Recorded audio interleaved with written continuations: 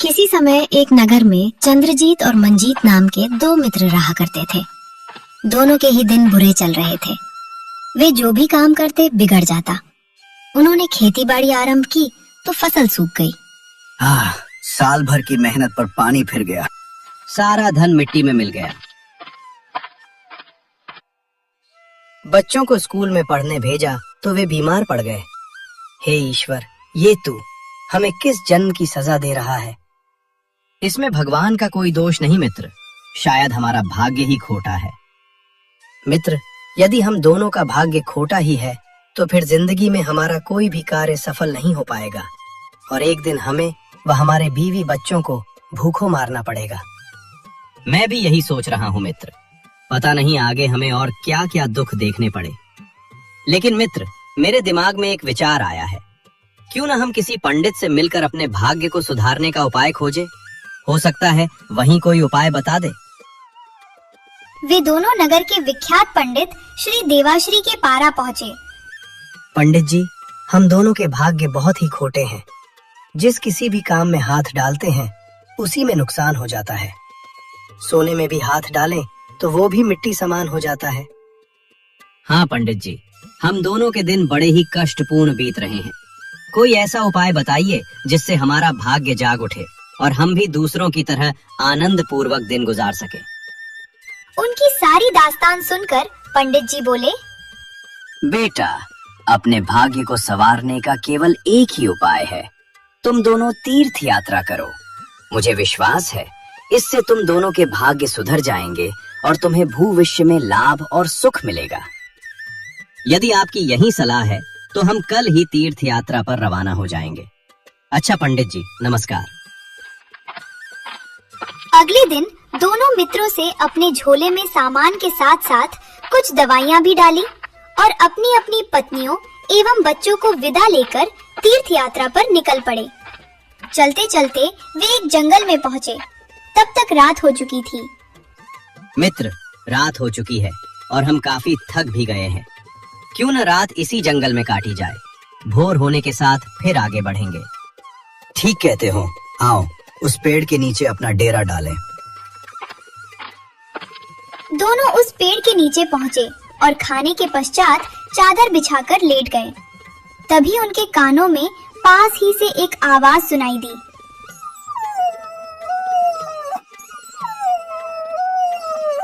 मित्र, लगता है कोई कुत्ता पास ही है और वह किसी वजह से पीड़ित है। अरे भाई, पीड़ित है तो होने दो ना। वो है तो कुत्ता है, कोई भगवान तो नहीं।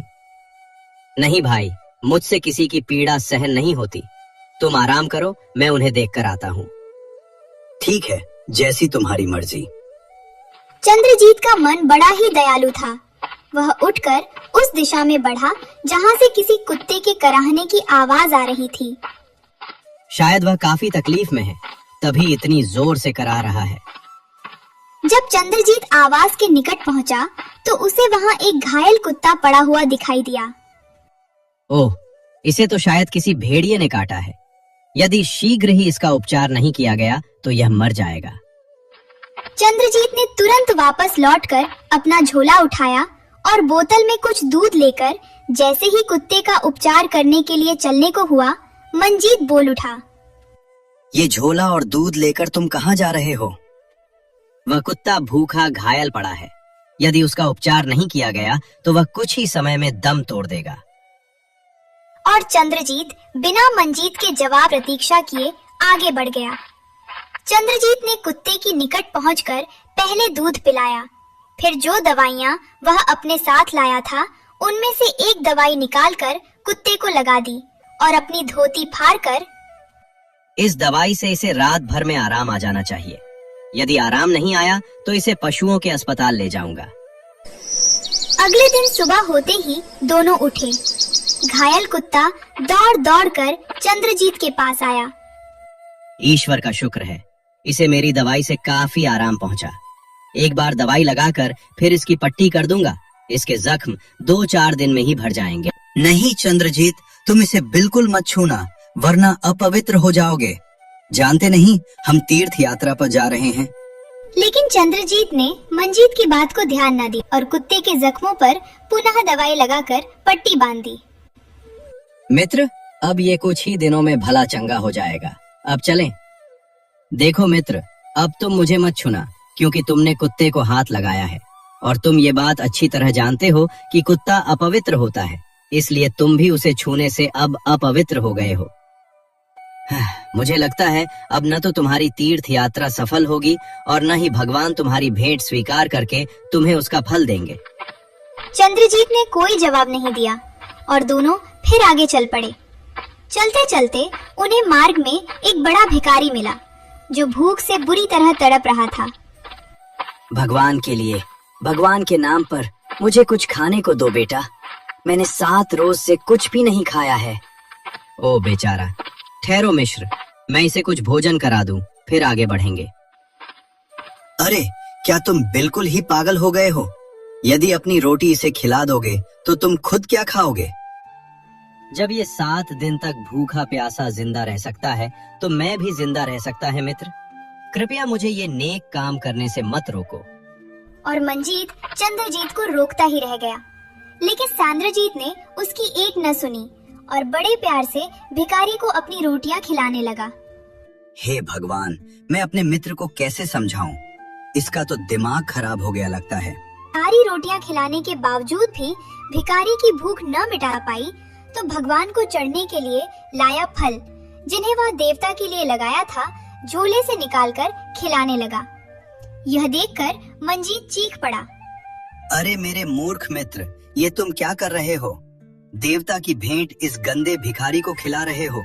देवता तुम पर बहुत नाराज होंगे, तुम्हें बड़ा पाप लगेगा। देवता का कोप मैं सह लूंगा मित्र, लेकिन इस भूखे इंसान की मौत मैं सहन नहीं कर पाऊंगा।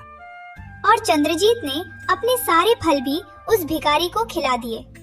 रोटी और फल खिलाने के पश्चात भिखारी ने उसकी दयालुता से प्रसन्न होकर उनसे बहुत सारी दुआएं दी। बेटा, मैं ईश्वर से तुम्हारे लिए दुआएं मांगूंगा और प्रार्थना करूंगा कि तुम जिस किरण भी कार्य से जा रहे हो, तुम्हारा ये कार्य सफल करे। देखो, अब तक तुमने जो किया बहुत ही बुरा किया। अपना सारा खाना और देवता पर भेंट चढ़ाने वाले फल तक उस भिखारी को खिला दिए। लेकिन मैं तुम्हारा मित्र हूँ, इसलिए अपनी आधी रोटियां और फल तुम्हें दिए देता हूँ। परंतु फिर ऐसी गलती मत करना, वरना जिस उद्देश्य से तुम यात्रा पर निकले हो वो कभी पूरा नहीं होगा। दोनों चलते गए। एक दिन में एक ऐसे स्थान पर पहुँचे जहाँ दूर दूर तक वीरानी छाई हुई थी। उफ, दूर दूर तक न कोई पेड़, न पशु पक्षी, ऊपर से तेज धूप। अब कहाँ आराम करेंगे? कहाँ बैठकर खाना पीना करेंगे? मैं तो बहुत थक गया हूँ।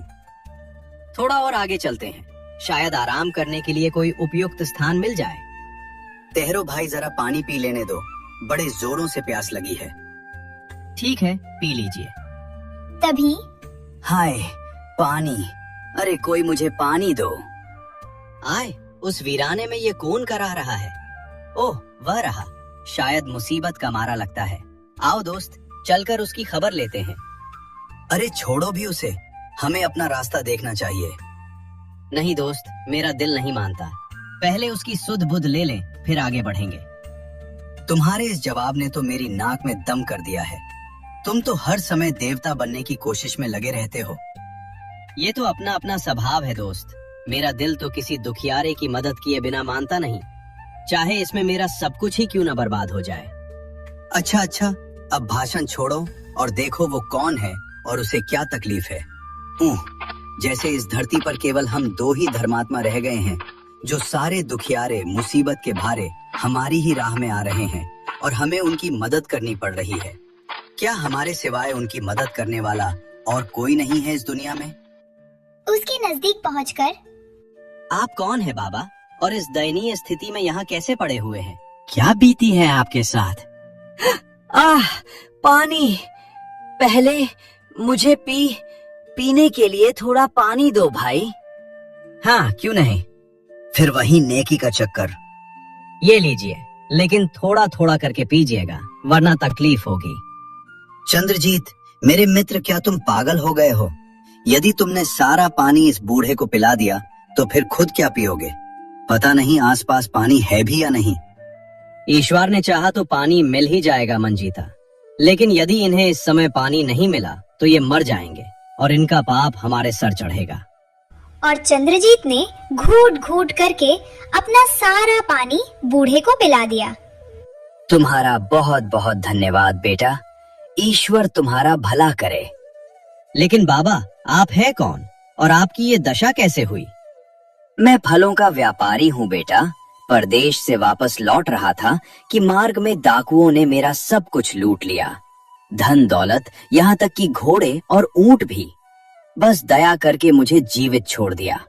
मैं किसी तरह पैदल ही चलता हुआ अपने घर जा रहा था कि प्यास ने मुझे अधमरा कर दिया और मैं शायद बेहोश हो गया था।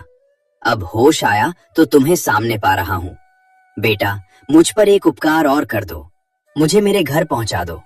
मुझसे चलने फिरने की जरा भी शक्ति शेष नहीं रह गई। हाँ हाँ, क्यों नहीं बाबा। अरे तुम्हारा दिमाग तो खराब नहीं हो गया है चंद्रजीत? भगवान के दर्शन करने की बजाय तुम इसे इसके घर छोड़ने जाएंगे? मंजीत भाई, इनकी हालत बहुत खराब है। यदि इन्हें यहीं पड़ा रहने दिया तो मर आएंगे और इसका पाप हमारे सर चढ़ेगा। फिर मनुष्यता के नाते ये हमारा फर्ज भी बनता है कि इनकी मदद करें।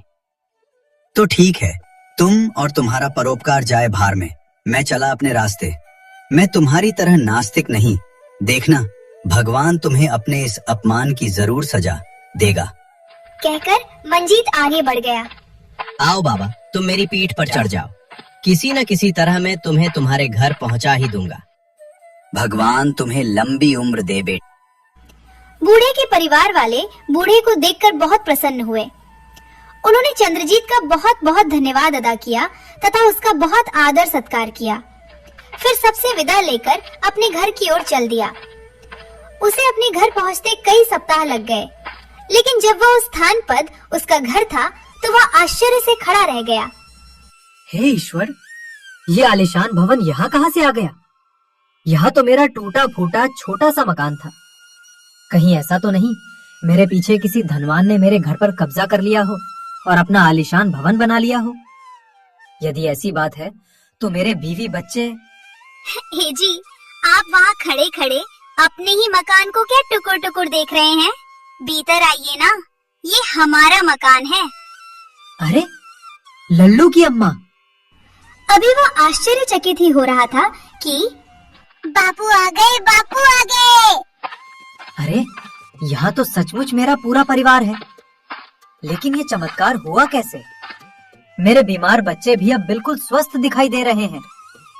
चंद्रजीत अपने बच्चों के साथ भवन के भीतर पहुंचा।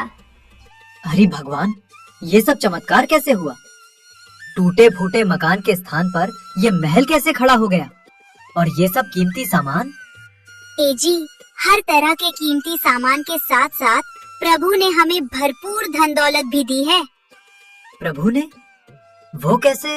ए जी, ये ईश्वर का चमत्कार नहीं तो और किसका हो सकता है कि हम आज से 3 दिन पहले रात को सोए तो टूटे फूटे घर में थे और सुबह उठे तो इस भवन में। मुझे पूरा विश्वास है कि ये करिश्मा ईश्वर ने ही किया है। आहा, तीर्थ यात्रा पूरी न करने पर भी ईश्वर ने हमारी सुन ली। कितना दयालु है वह। आप ठीक कहते हैं जी, उन्हें हमारे खोटे भाग्य सुधार दिए हैं। चंद्रजीत और उसके परिवार के दिन आनंद पूर्वक कटने लगे। कुछ सप्ताह बाद अब मंजीत तीर्थ यात्रा से वापस लौटा और उसे अपने मकान के स्थान पर वही टूटा फूटा मकान तथा चंद्रजीत के मकान के स्थान पर भवन दिखाई दिया एवं उसे सारी बातों का पता चला। तो वह उसी समय दौड़ा दौड़ उसी पंडित जी के पास पहुंचा जिसने उन्हें तीर्थ यात्रा करने की सलाह दी थी। पंडित जी, भगवान ने मेरे साथ न्याय नहीं किया। मेरी तीर्थ यात्रा बेकार गई, जबकि चंद्रजीत ने बिना तीर्थ यात्रा किए ही सब कुछ पा लिया। भगवान ने भी उसी पापी की सुनी जिसने तीर्थ यात्रा अधूरी छोड़ उनका अपमान किया। मेरी एक भी न सुनी। फिर मंजीत ने पंडित जी को सारी कहानी सुनाई। सब कुछ जान सुनकर पंडित जी मुस्कुराते हुए बोले, सुनो भाई, पाप चंद्रजीत से नहीं बल्कि तुमसे हुआ है। दीन दुखियों पर दया ही सच्ची तीर्थ यात्रा है। अतः दया की नाव पर सवार हो चंद्रजीत ने ही सच्ची तीर्थ यात्रा की है। इसलिए ईश्वर ने बिन मंगे उसे सब कुछ दे दिया। जबकि तुमने दीन दुखियों की सेवा नहीं की, इसलिए तुम्हें तीर्थ यात्रा करने का कोई फल नहीं मिला। तो क्या तीर्थ यात्रा करना बेकार है पंडित जी? नहीं भाई, ऐसी बात नहीं। तीर्थ यात्रा तो मनुष्य को स्वर्ग का मार्ग दिखाती है, लेकिन तुमने तीर्थ यात्रा का गलत अर्थ लगाया है। तीर्थ यात्रा का वास्तव में अर्थ है अच्छे और भलाई के काम करना तथा अधिक से अधिक पुण्य कमाना, ताकि इंसान को स्वर्ग में स्थान मिले और पुनः मनुष्य या अन्य किसी योनि में जन्म न लेना पड़े। यदि कोई दिन भर तीर्थ के जल में स्नान करता रहे लेकिन भलाई का कोई काम न करे, तो उसकी तीर्थ यात्रा बिल्कुल व्यर्थ है। ईश्वर उसी से प्रसन्न होते हैं जो उसी के पैदा किए मनुष्य और जीव जंतु को प्रेम करता हो, उन पर दया दिखाता हो। ओह, मुझसे आज तक कितनी बड़ी भूल होती रही। आपका बहुत बहुत धन्यवाद पंडित जी, आपने मेरी आंखें खोल दी हैं। आज से मैं प्रण करता हूँ कि मैं भी चंद्रजीत की तरह अपनी बाकी जिंदगी दीन दुखियों, बूढ़ों व बीमार की सेवा शुश्रूषा में गुजरूंगा, चाहे इनका फल मुझे इस जन्म में मिले या न मिले। तब ईश्वर तुम्हारी भी एक न एक दिन अवश्य सुनेंगे।